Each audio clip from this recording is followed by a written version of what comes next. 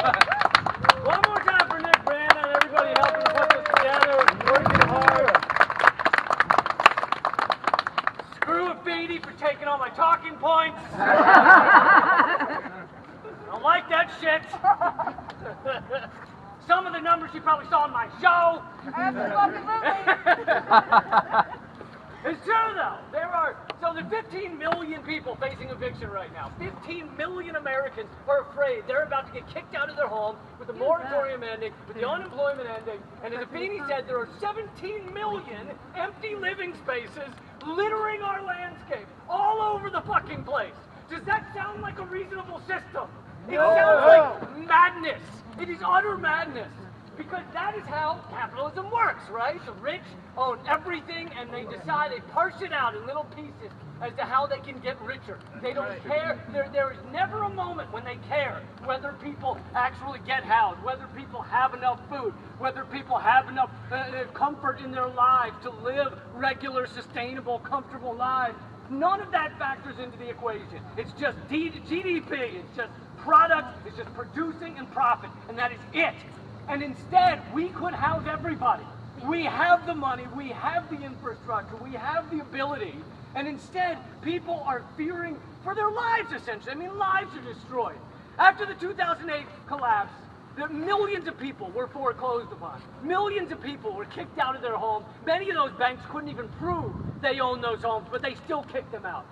And I ask you, does it make any difference whether you kick a family out of their home like the banks did or burn it down? No, it's equal amount of violence. And yet one we call good business, the other we call violence. It is a completely screwed system, and right now there's $20 billion owed in back rent. $20 billion. That is a rounding error at the Pentagon. That is nothing. We left more than that into couch cushions in Afghanistan when we left, all right? $20 billion is nothing to them. It's less than the extra money that Congress threw at the Pentagon that they weren't even asking for. Like, that we could pay all of the back rent. These people could do it instantaneously with a flick of a pen, and they won't. Because the system needs people fucked. It needs that so that everyone submits to endless wage slavery. Because that's how this machinery works. It's to churn out people and spit them out when it's done with them. Suck away their life force and then spit them out. We have an economy of death rather than an economy of life. All right? We dump trillions of dollars into the military, $1 trillion a year into death and destruction, and dump very little, put very little into the living and health of our society. We've gotten to such a base level of our government doing anything to help people. I'm surprised when I see a public bench. All right? When I see a place someone can sit down for free, I'm like, that's incredible. There's a bench here. That's amazing. Really, that's a step up from a log, all right? That's how bad, that's how far our government has sunk. I mean, trillions of dollars into our military. It's insane. And think about it. How do they get people to sign up for the military? What do they offer them? They offer them free education. They offer them free health care. They offer them oftentimes, help with loans. They offer them free insurance, like car insurance, things like that. Help with home ownership, earlier pensions when they're out. They offer them socialism.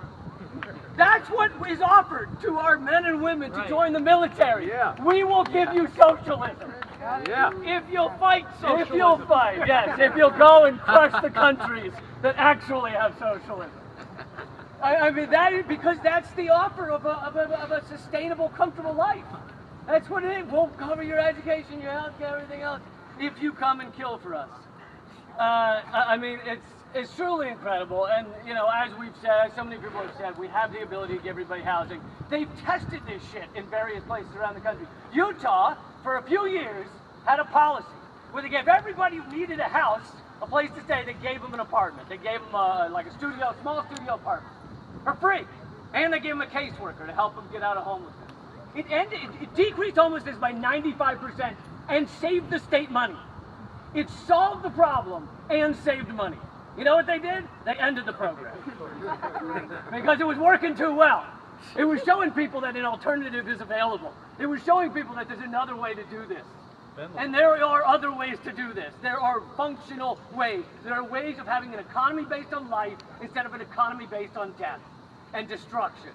And we have to move away from this economy based on death. But it will not happen as long as we have this two-party, corporate, oligarchic shit show. All right? It will never happen as long as they have a stranglehold on what is done in this country. So that is why it is so important to break outside of that. And that is why it's so important what we're doing here today and what we're talking about.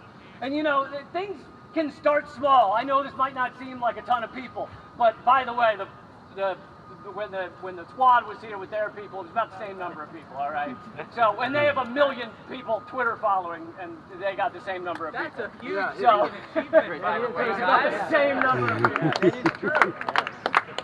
And the first night, I was at the first night of Occupy Wall Street. There were about 100, maybe up to 200 people at that square in Zuccotti Park that first night. And it ended up being one of the largest global protest movements we've ever seen.